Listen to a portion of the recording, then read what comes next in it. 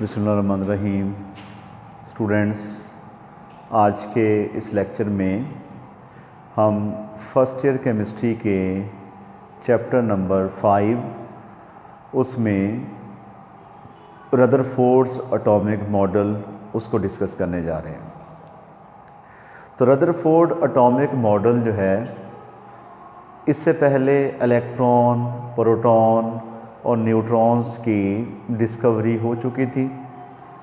अब वो एटम के किस हिस्से में पाए जाते हैं उसके लिए रदरफोर्ड ने एक एक्सपेरिमेंट किया, ये बताने के लिए कि इलेक्ट्रॉन जो हैं वो एटम के किस हिस्से में होते हैं, प्रोटॉन्स और न्यूट्रॉन्स जो हैं वो एटम के किस हिस्से में होते हैं। तो इसने अपने एक्सपेरिमेंट के लिए गोल्ड फॉयल जो है उसका इस्तेमाल किया। गोल्ड फॉयल यानी कि एक सोने का वर्क लिया। उस सोने के वर्क की जो इसने थिकनेस ली वो थी 0.04 centimetre. Thickness of gold foil कितनी थी? 0.04 सेंटीमीटर।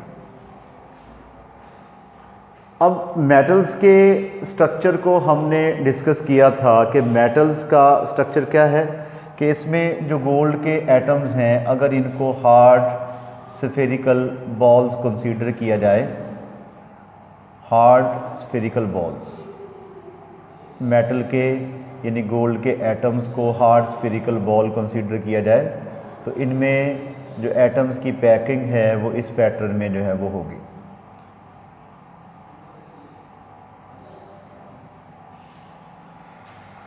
तो अब इसने सोने का एक वर्क लिया जिसकी थिकनेस कितनी थी? 0.04 सेंटीमीटर। और एक इसने रेडियो एक्टिव एलिमेंट लिया। उस रेडियो एक्टिव एलिमेंट का नाम था पोलोनियम।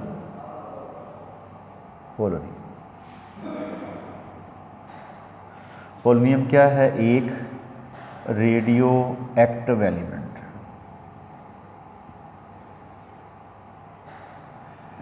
रेडियो एक्टिव एलिमेंट ऐसा एलिमेंट होता है जिसका एटॉमिक नंबर 82 से ज़्यादा होता है और वो 3 किस्म की रेडिएशंस को अमिट कर सकता है, अल्फ़ा, बीटा और गैमा रेस को। यानी कि रेडियो एक्टिव एलिमेंट 3 किस्म की रेडिएशंस को अमिट कर सकता है, अल्फ़ा रेस, बीटा रेस और गैमा पार्टिकल्स और गैमा रेस। ठीक है। अब पोलोनियम को लेने की ख़ास वजह ये थी कि ये अल्फ़ा रेस को अमिट कर सकता था। अल्फ़ा रेस क्या होती हैं? Doubly ionized helium molecules are called alpha particles. इनको हम कहेंगे अल्फ़ा पार्टिकल्स। यानी कि अल्फ़ा पार्टिकल्स के ऊपर पॉजिटिव चार्ज होता है। तो इसने पोलोनियम से निकलने वाली अल्फ़ा पार्टिकल्स को बम्बार्ड किया गोल्ड फॉयल के ऊपर और इसके इर्द गिर्द जो है वो एक स्क्रीन लगा दी जिसके ऊपर कोटिंग की गई थी जिंक सल्फेट की। ये स्क्रीन हो गई और इसके ऊपर कोटिंग जो है वो जिंक सल्फाइड की जो है वो की गई थी। जिंक सल्फाइड की कोटिंग का मकसद ये था, क्योंकि हमने पॉजिटिव रेस की प्रॉपर्टीज़ को डिस्कस किया था कि अगर पॉजिटिव रेस के रास्ते में जिंक सल्फाइड की प्लेट रख दी जाए तो वहाँ पे फ्लैश प्रोड्यूस होता है। इसी वजह से ताकि ये अल्फ़ा पार्टिकल्स डिटेक्ट हो सके कि ये स्क्रीन के किस हिस्से पे जाके स्ट्राइक कर रहे हैं, तो इस स्क्रीन के ऊपर कोटिंग कर दी गई जिंक सल्फाइड की। तो निकलने वाली अल्फ़ा पार्टिकल्स को जब बम्बार्ड किया तो देखा कि मोस्ट ऑफ द रेडिएशंस जो हैं वो बिल्कुल सीधी गुजर गई गोल्ड फॉयल में से, यानी कि अनडिफ्लेक्टेड जो है वो पास हो गई थ्रू दी गोल्ड फॉयल, बगैर किसी तरफ डेविएट हुए। कुछ रेडिएशंस ऐसी थी जो बिल्कुल सीधी गुजर गई। तो उसके सीधे गुजरने से रदरफोर्ड ने ये नतीजा निकाला कि एटम का मोस्टली पार्ट जो है वो क्या होता है, वो एम्प्टी होता है। Most of the part, most of the volume of an atom is empty. इनका सीधा गुजरना ये साबित करता है कि एटम का मोस्टली वॉल्यूम जो है वो क्या होता है, वो एम्प्टी होता है। अच्छा, भी कुछ रेडिएशंस ऐसी थी कि जो कुछ एंगल से डिफ्लेक्ट हो गई। उनका डिफ्लेक्ट होना मसलन देखें, नहीं आपके पास जो है ये एटम है, एटम का ये न्यूक्लियस हो गया, तो इन रेस के ऊपर भी क्या चार्ज होता है, पॉजिटिव होता है। तो जब वो उस न्यूक्लियस के पास से गुजरेगी ये अल्फ़ा पार्टिकल्स, तो क्या होगा कि न्यूक्लियस का जो पॉजिटिव इफेक्ट है वो उसको रिपेल करके डेविएट कर देगा। यानी कुछ रेडिएशन ऐसी थी जो डिफ्लेक्ट हो गई कुछ एंगल से, और कुछ ऐसी थी जो जिस रास्ते से गई उसी रास्ते से वापस आ गई। इसमें इसने नतीजा निकाला कि एटम का एक सेंट्रल पार्ट है जिसके ऊपर हाई पॉजिटिव चार्ज होता है, और ये अल्फ़ा पार्टिकल्स उससे टकराने के बाद वापस जो है वो आ जाती हैं। उस रिज्ड पार्ट को जिसके ऊपर पॉजिटिव चार्ज है, रदरफोर्ड ने उसको न्यूक्लियस का नाम दिया, न्यूक्लियस, कि ये पॉजिटिव रेस जो हैं, ये जो अल्फ़ा पार्टिकल्स हैं, ये एटम के न्यूक्लियस से टकरा के वापस आई हैं, और न्यूक्लियस के अंदर क्या होते हैं, प्रोटॉन्स होते हैं, जिसकी वजह से न्यूक्लियस के ऊपर जो है वो पॉजिटिव चार्ज होता है। तो इसी वजह से इस एक्सपेरिमेंट को हम रदरफोर्ड का न्यूक्लियस की डिस्कवरी भी पढ़ते हैं, डिस्कवरी ऑफ न्यूक्लियस भी पढ़ते हैं, क्योंकि इसने न्यूक्लियस का कंसेप्ट जो है वो दिया था। फिर इसने अपना एक एटॉमिक मॉडल दिया कि किसी भी एटम में जितने प्रोटॉन्स होते हैं उतने ही इलेक्ट्रॉन्स होते हैं। जो प्रोटॉन हैं वो न्यूक्लियस में मौजूद होते हैं, और जो इलेक्ट्रॉन्स हैं वो न्यूक्लियस के गिर्द जो है वो रिवॉल्व करते हैं।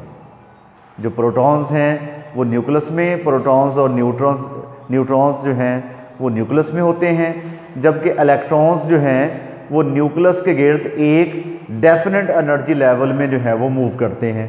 उन एनर्जी लेवल्स को ऑर्बिट या शेल्स कहते हैं। इस तरह रदरफोर्ड ने प्लेनेटरी मॉडल जो है वो पेश किया कि इलेक्ट्रॉन न्यूक्लियस के गिर्द रिवॉल्व करते हैं। इलेक्ट्रॉन जो है वो अपने आप को स्टेबल रखने के लिए वो न्यूक्लियस के गिर्द क्या करेंगे, रिवॉल्व करेंगे, और न्यूक्लियस के अंदर प्रोटॉन्स और इलेक्ट्रॉन्स जो हैं वो मौजूद होंगे। ये रदरफोर्ड ने जो है वो कंसेप्ट दिया। लेकिन इसके अंदर कुछ डिफेक्ट्स थे। डिफेक्ट नंबर 1 ये है कि अगर इलेक्ट्रॉन न्यूक्लियस के गिर्द रिवॉल्व करता है, यानी कि इसके यहाँ पे क्या लेते हैं, defects of Rutherford atomic model, कि अगर इलेक्ट्रॉन न्यूक्लियस के गिर्द रिवॉल्व करते हैं तो इनकी एनर्जी जो है वो कम हो जानी चाहिए। हर रेवोल्यूशन के बाद इसकी एनर्जी जो है वो कम होते होते बिल आखिर इसको न्यूक्लियस में, उस इलेक्ट्रॉन को न्यूक्लियस में गिर जाना चाहिए, लेकिन ऐसा होता नहीं है। यानी कि इलेक्ट्रॉन्स की रिवॉल्व होने की वजह से इलेक्ट्रॉन की एनर्जी जो है वो कम होते होते it should be attracted towards the nucleus, लेकिन ऐसा होता नहीं है। क्यों नहीं ऐसा होता, इसको रदरफोर्ड जो है वो एक्सप्लेन नहीं कर सका कि अगर इलेक्ट्रॉन जो है वो सर्कल में मूव कर रहा है तो उसकी एनर्जी कम क्यों नहीं हो रही, इसको वो एक्सप्लेन नहीं कर सका। और दूसरा ये है, इसके मुताबिक जो एटम है इसका स्पेक्ट्रम जो है वो कंटिन्यूस होना चाहिए। एटम का स्पेक्ट्रम जो है वो क्या होना चाहिए, कंटिन्यूस। लेकिन एटम का एक्चुअल में जो स्पेक्ट्रम होता है वो डिसकंटिन्यूस होता है या लाइन स्पेक्ट्रम होता है। तो these are the 2 defects in the Rutherford's atomic model. इनको वो एक्सप्लेन नहीं कर सका। ठीक है, तो डिफेक्ट नंबर 1 क्या था कि किसी भी अगर इलेक्ट्रॉन जो हैं वो सर्कल में मूव कर रहे हैं तो उनकी एनर्जी जो है वो कम होनी चाहिए। लेकिन अगर वो इलेक्ट्रॉन जो है एनर्जी कम नहीं हो रही तो क्यों नहीं हो रही, इस बात को वो एक्सप्लेन नहीं कर सका। और दूसरे नंबर पे एटम का जो स्पेक्ट्रम है वो होना चाहिए continuous according to Rutherford's atomic model. इसका जो स्पेक्ट्रम है वो कंटिन्यूस होना चाहिए, लेकिन एक्चुअल में जो एटम का स्पेक्ट्रम है वो क्या होता है, वो लाइन स्पेक्ट्रम होता है। ये दो डिफेक्ट्स हैं जो रदरफोर्ड जिनको एक्सप्लेन नहीं कर सका। आज के हमारे लेक्चर में इतना ही था। नेक्स्ट वीडियो में अगले टॉपिक के साथ दोबारा हाजिर होंगे। उस वक्त तक के लिए अल्लाह हाफिज़।